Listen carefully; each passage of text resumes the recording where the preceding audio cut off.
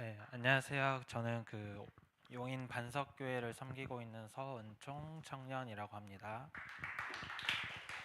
어, 앞에 많은 강의와 특강이 있어서 엄청 힘들고 이렇게 좀 앉아 있는 게 좀 지루하실 수도 있는데 마지막 강의인 만큼 마지막까지 좀 집중해서 들어주시면 감사하겠습니다. 아까 성격 유형 검사 하셨죠? 저도 이런 자리를 너무 어색해하고 힘들어하는 S 유형입니다. 그래서 조금 지금 긴장되고 떨리지만 그 좀 이렇게 전문적으로 이렇게 하는 사람이 아니니까 좀 이렇게 더듬고 말을 이렇게 절어도 조금 이해해 주시면 감사하겠습니다.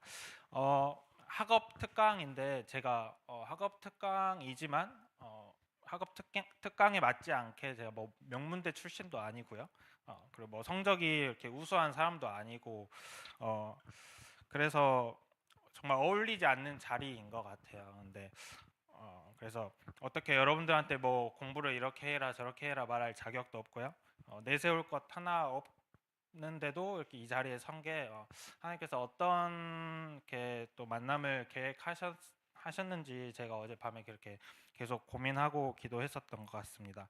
그래서 그 강의라고 생각하지 마시고 그냥 평범한 한 선배 포럼이라고 좀 생각해 주시면 제가 좀 덜 부담스러울 것 같습니다. 네. 일단 처음 아이스 브레이킹으로 또 다른 한 가지 활동을 할 건데요. 학업에 대한 고민, 학업 특강이니까 학업에 대한 고민에 대해서 한번 좀 생각을 해보고자 하는데 저것 링크 좀 혹시 클릭해 주실 수 있을까요? 네.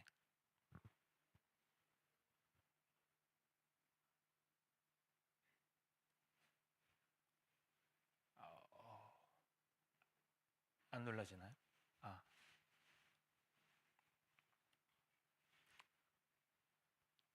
네.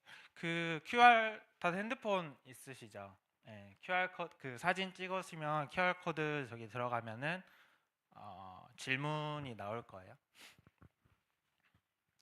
혹시 핸드폰이 없는 사람은 옆 친구 거를 같이 해도 됩니다. 그래서 들어가시면은 저 학업에 대한 고민이 있나요? 한 단어로 표현해 봅시다 하고 밑에 답변하는 게 있죠. 답변 적는 거. 한번 적어 볼까요? 여러분들이 적은 답변들이 여기 창에 어, 띄워질 겁니다.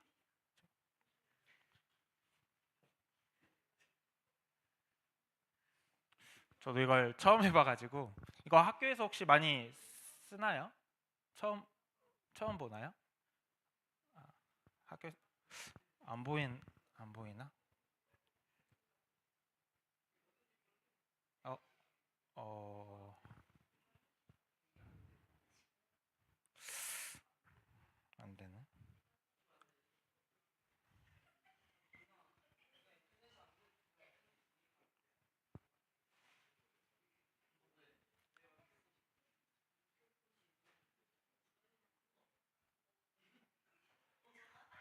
아, 나오네요.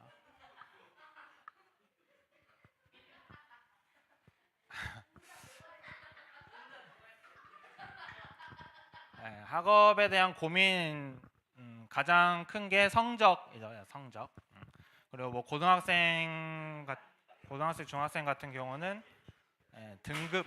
등급도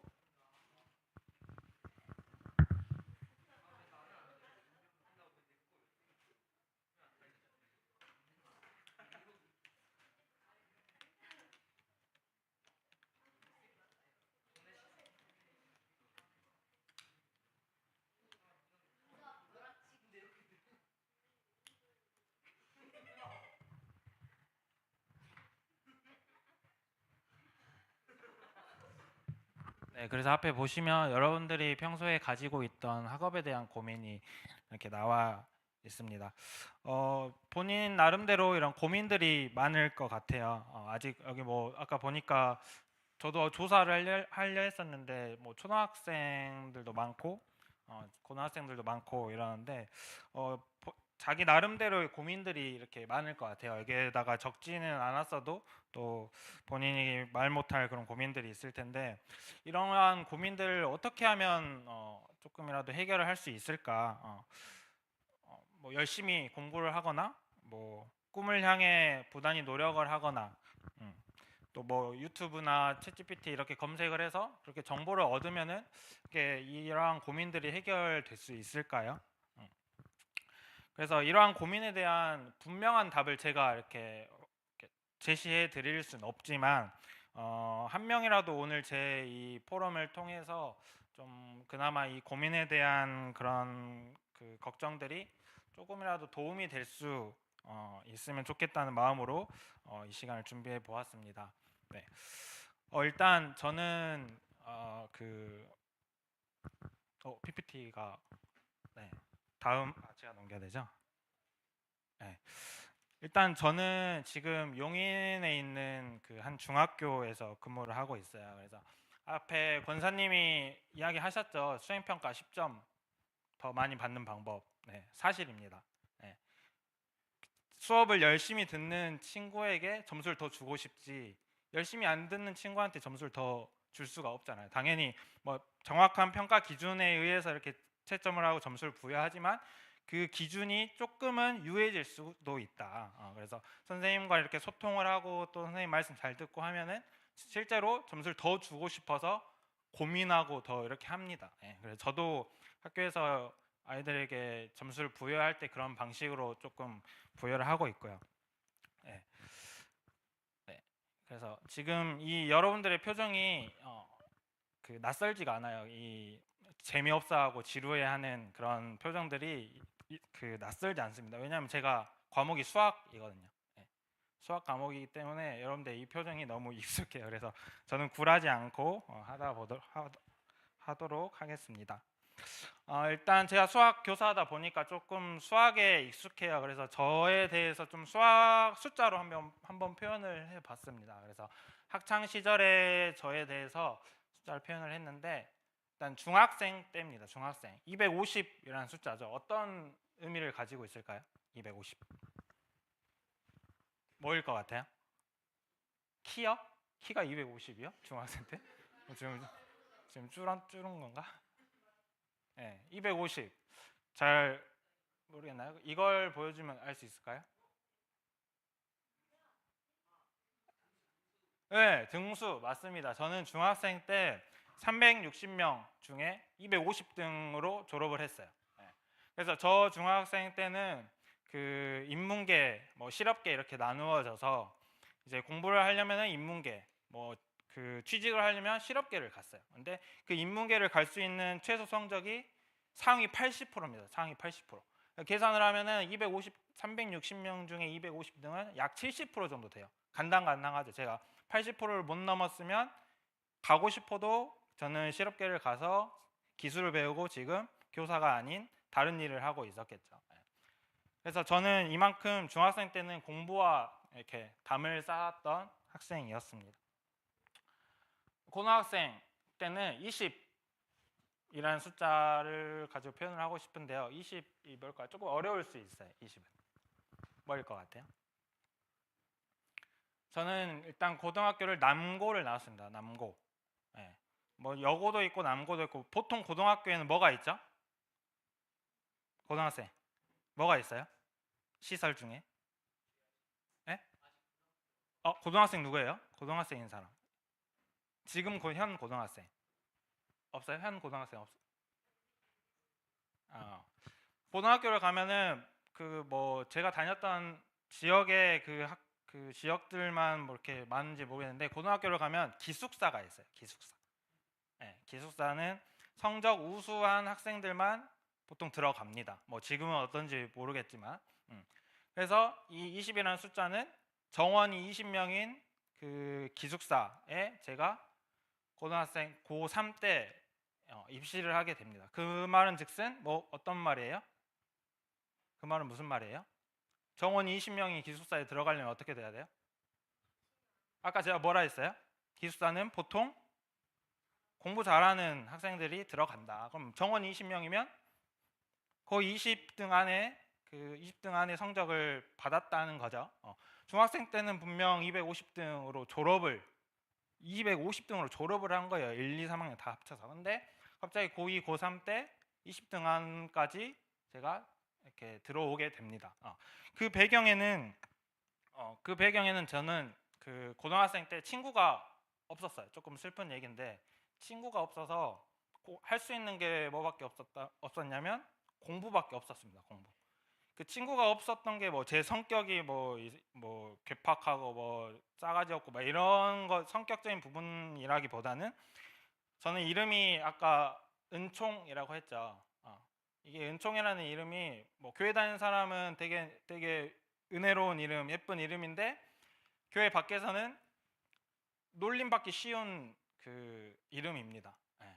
교회 밖에서는 교회에 대한 이미지가 좋지 않기 때문에 은총이라는 이름은 교회와 관련되어 있어서 놀림을 많이 받았어요. 교회 관련된 걸로도 그렇고, 네. 그리고 뭐 여러분들은 뭐, 뭐 이렇게 말하면 좀 그렇긴 한데 외모로도 좀 이렇게 놀림을 많이 받았습니다. 네.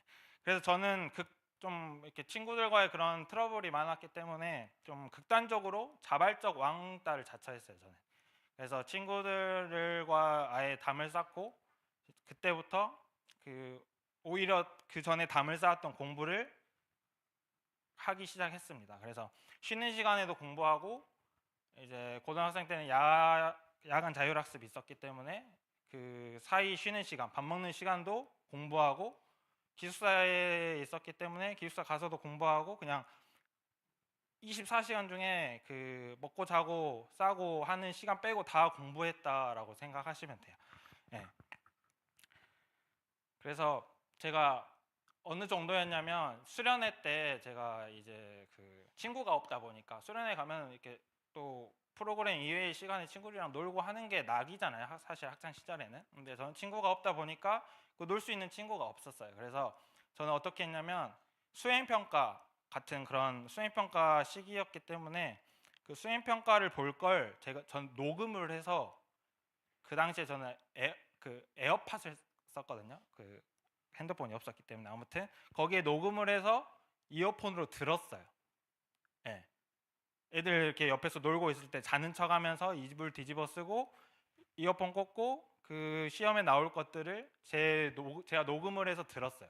그 정도로 친구도 없었고 공부만 했다라고 이야기할 수 있겠습니다.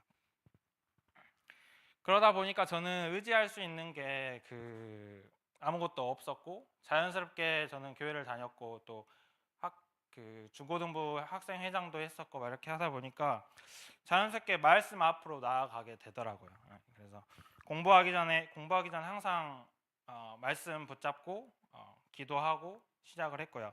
그래서 기숙사에서도 이렇게 성경책을 읽고, 그러니까 성경책이 되게 부끄러워요. 이렇게 꺼내기. 교회에서는 당연히 당당하지만 밖에서 성경책을 꺼내는 건 되게 부끄러운 일이지만 저는 성경책을 꺼내고 당당히 성경 구절을 말씀을 읽었었습니다. 그래서 그 사감 선생님도 그러셨어요. 시험에 나오지도 않는 걸 왜 보고 있냐, 미련하게, 멍청하게. 그래서 저는 뭐 어떠한 확신이 있었는지 모르겠지만 그냥 말씀만 바라보고 말씀만 붙잡고 그렇게 기도했던 것 같습니다. 그다음 대학생 때는 2라는 숫자로 표현을 할 수 있겠는데 어떤 의미를 가지고 있을까요? 2는?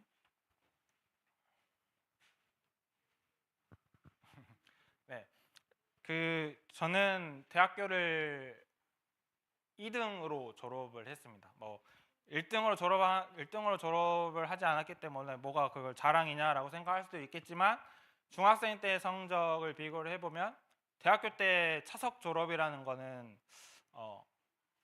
그렇게 쉬운 일이 아니거든요. 그래서 뭐 대학생 때 크고 작은 이런 일들을 통해서 일들도 많았고 뭐 공부를 안 했었던 적도 있고 이렇게 했지만 그래도 한 가지 확실했던 거는 저는 이 대학교 시절 때도 말씀을 잃지 않고 말씀을 붙잡고 공부를 했던 기억이 있습니다. 네. 그래서 나의 복음에 대해서 이야기하고 싶은데요.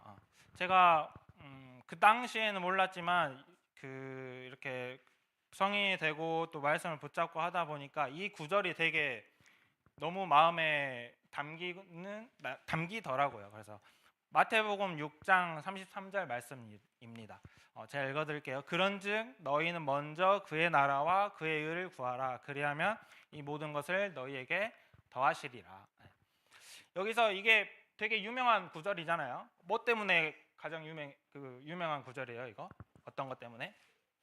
보통 그 뒤에 구절 있죠. 이 모든 것을 너희에게 더하시리라. 그래서 이 말씀을 처음 봤을 때는 그냥 모든 것을 더한다. 하나님께서 모든 것을 주신다고 하셨기 때문에 기도하면 모든 것을 주신다. 이렇게 생각을 해서 되게 좋아했고 좀 많이 붙잡았던 구절이었던 것 같아요. 근데 그런즉이라는 말은 앞에 어떤 말이 있었다는 거죠. 그래서 앞에 말을 같이 읽어보면 마태복음 6장 31절 32절 말씀입니다. 그러므로 염려하여 이르기를 무엇을 먹을까 무엇을 마실까 무엇을 입을까 하지 말라. 이는 다 이방인들이 구하는 것이라. 너희 하늘 아버지께서 이 모든 것을 너희에게 있어야 할 줄을 아시느니라. 이게 지금 우리가 앞에서 그 학업에 대한 고민 적었죠. 보통 학업에 대한 고민 적으라면은 뭐 진로, 뭐 성적, 뭐 이런 것들이 있죠. 근데 여러분들이 그런 고민을 하는 이유가 뭐예요? 이유? 왜 성적이 고민이고 앞으로의 진로가 고민이고 그런 점수가 고민인 거예요? 뭐 어떤 것 때문에? 그러면 그 고민이 해결돼서 좋은 점수를 받고 좋은 진로를 향해 나아가고 좋은 그런 성적을 받으면은 뭐가 좋은 거예요, 여러분들한테? 보통 이런 것 같아요. 무엇을 먹을까, 무엇을 마실까. 내가 좋은 성적 받고 좋은 대학교 가고 좋은 직장 가면은 좋은 거 먹고 좋은 거 타고 좋은 집에 살고 좋은 배우자와 좋은 아이 낳고 좋은 죽음을 맞이하는 거겠죠. 네. 그래서 여기서는 그렇게 말씀하십니다. 하나님께서 무엇을 그렇게 먹을까 걱정하지 말라. 그런 고민하지 말아라.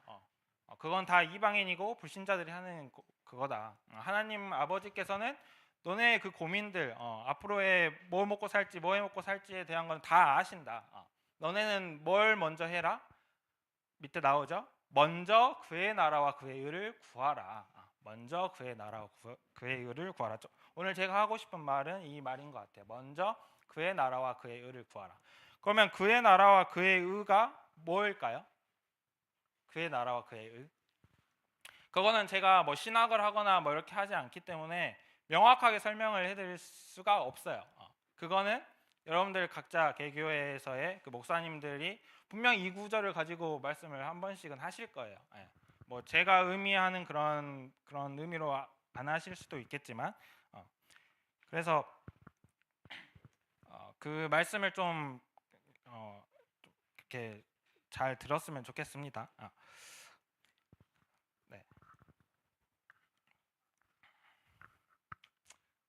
그래서 우리가 필요한 게 말씀이에요. 말씀. 그의 나라와 그의 뜻이 무엇인지 우리 알기 위해서는 말씀을 항상 곁에 있어야 되고 말씀을 붙잡고 말씀을 듣고 해야 합니다. 네, 마지막으로 말씀드리고 싶은 게 있습니다. 네. 그래서 여러분들이 그 말씀을 붙잡고 그의 나라와 그의 의가 무엇인지 깨닫고 나서 이제 여러분들이 정확한 목표를 향해 나아가겠죠. 그 나아가는데 그 꿈을 향해 나아가는데 그 나아가는 길이 평탄하지 않을 수 있어요. 가는 길이 유혹거리도 많고 시련과 고난이 많을 수도 있습니다. 그래서 제가 오늘 저는 반석교회 다니니까 반석교회에서 여기 손한빛교회까지 내비게이션을 찍었어요. 내비게이션을 찍었을 때 가장 빨리 오는 길이 뭘까요? 최단 경로로 오면 될까요? 최단 경로? 최단 경로라는 게 가장 짧은 길이라는 거예요. 가장 짧은 길로 오면은 가장 빨리 올 수 있을까요? 어떻게 생각하세요? 네, 저는 굴하지 않습니다. 여러분들의 그 반응. 네. 그래서 최단 경로로 오면은 가장 빨리 올 수 있을까라고 했을 때 우리가 여러분들 청소년들은 그렇게 크게 와닿지 않을 수도 있지만 어른분들은 내비게이션 찍으면 어느 경로로 가요? 어느 경로로 가세요? 최단 경로로 가세요? 그러세요? 네, 그렇죠. 네. 정확한 답을 주셔. 이거 맞춘 거 아닙니다. 네, 그 박경동 목사님과 맞춘 거 아니고 내비게이션을 찍으면 최적 경로로 안내를 해줍니다. 최적 경로. 최적 경로는 뭐 시간이 더 오래 걸릴 수도 있고 뭐 거리가 더 멀 수도 있어요. 그렇지만 내비게이션은 항상 최적 경로로 안내를 해줍니다. 그 이유는 그 가는 길이 항상 똑같지만은 않잖아요. 그렇죠? 어떤 날은 뭐 공사 중이어서 막힐 수도 있고 그 항상 가던 길이 뭐 어떤 날은 거기 그 뭐냐 포트홀이 생겨서 이렇게 막혀 있을 수도 있고 뭐 여러 가지 상황들이 있어요.